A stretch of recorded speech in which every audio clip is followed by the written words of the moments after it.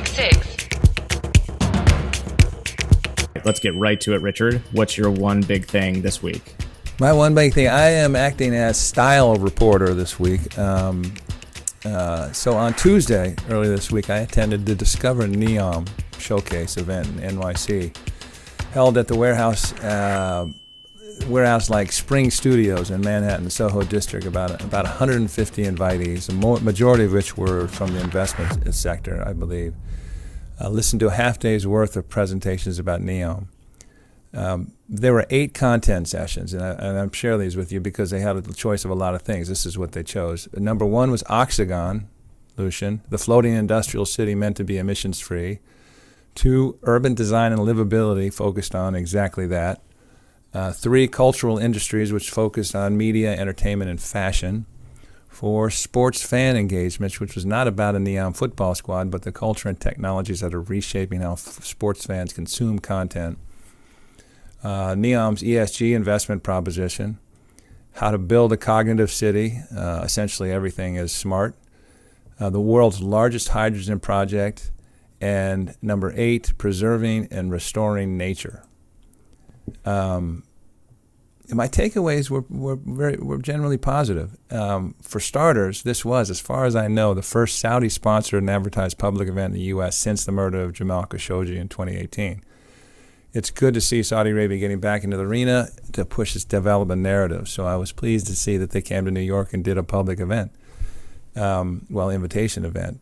An observation, again, since I'm doing style reporting right now, as a veteran of many Saudi events, this was not overly glamorous or glitzy. It was more business-like and efficient.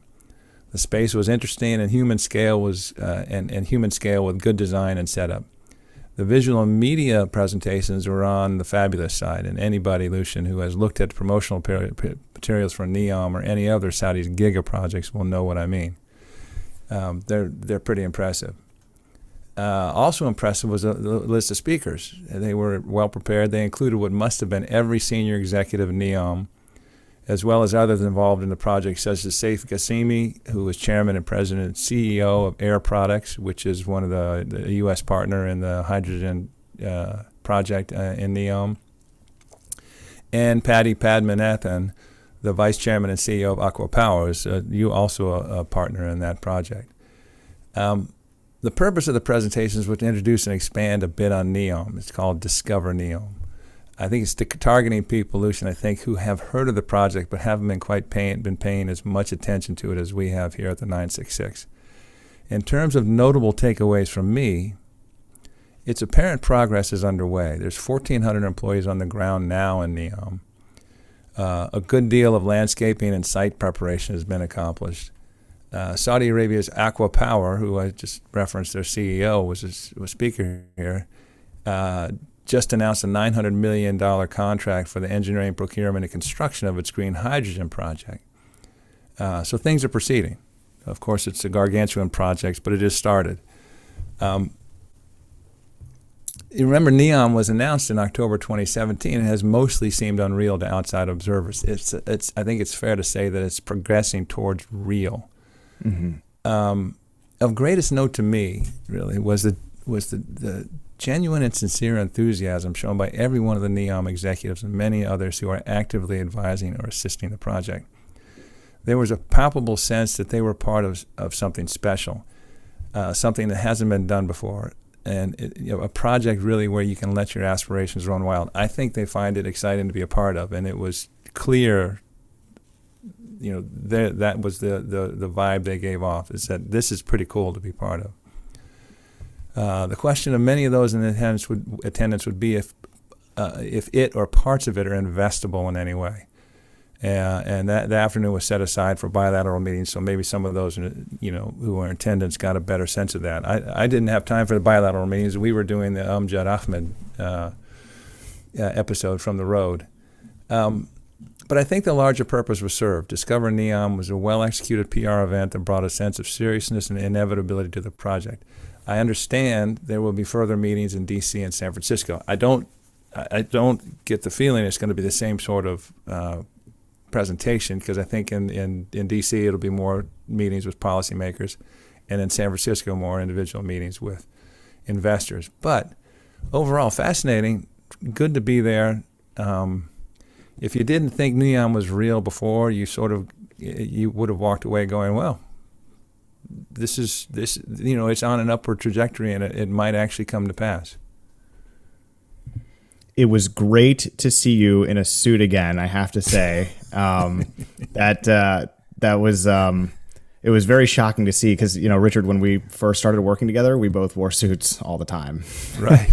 And what was, that's fascinating and really great to hear. What was the appetite from investors in New York? Was there could you gauge the reaction of the attendees for what NEOM was pitching? Again, I think everyone, there were a number of financial people, and many of them who were involved in some way in Saudi Arabia, many of them involved heavily in Saudi Arabia, so they're probably inclined to be receptive to this. But as always, as we know, it's always, is it a profitable thing? I didn't get the impression, I didn't speak to anybody who's a direct investor right now in a NEOM project. That doesn't mean they're not talking with people, but I think the point of this event was introductory and get people engaged, and then on down the line, maybe if there's an investment opportunity or an investment proposition to take advantage of that. So what I'm saying is I couldn't really tell, in terms of the people who were there.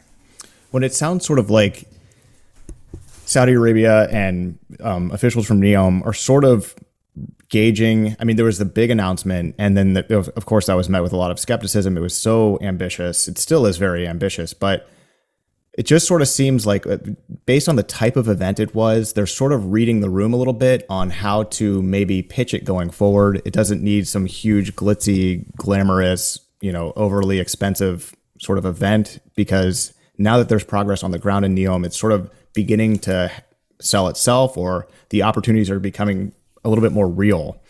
Would you say that that's sort of fair to say, like a good characterization? Because we know the Saudis, love big events. And so it just sounded like this was more of a professional focused affair.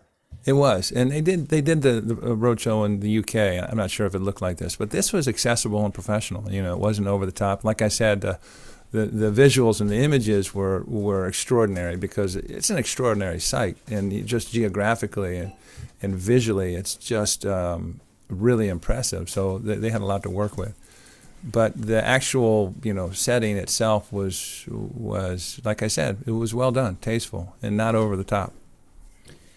And it's really interesting timing. And you mentioned this, but Saudi Arabia moving forward with the green hydrogen project right there in NEOM. Things are now real. The site was flattened in early March, and now they're announcing a $900 million contract, an EPC contract, I believe, and you mentioned that as well.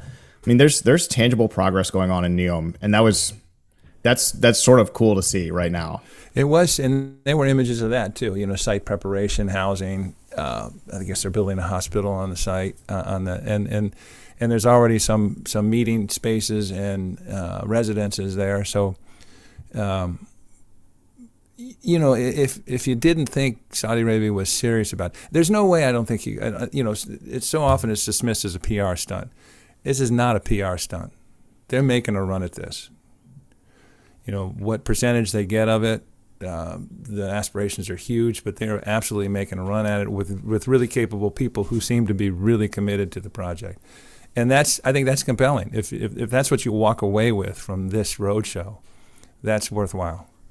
And you said there's another one coming up in D.C. and maybe another U.S. city, but they might be a little bit more muted. I think they're going to D.C. and San Francisco. And like I said, I'm not sure it's going to be the same thing, but they maybe have different focus. D.C. more policy, San Francisco more, trying to raise some investment.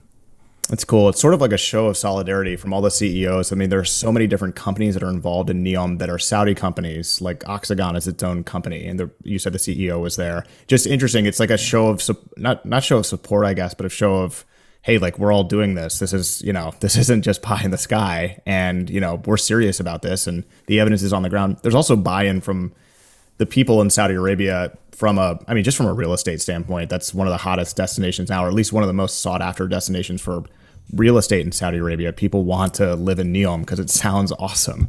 Yeah, the issue of it's going to be accepted, because high net worth individuals really are interested in that. It'd be interesting to see, what they eventually end up with in terms of housing. They're talking about 100,000 people there by 20.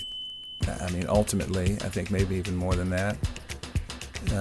70,000 jobs, everything done in an ESG and a livability and a carbon neutral approach. So it's like I said, if you didn't think it was serious before, I think you'd lean to it being serious now.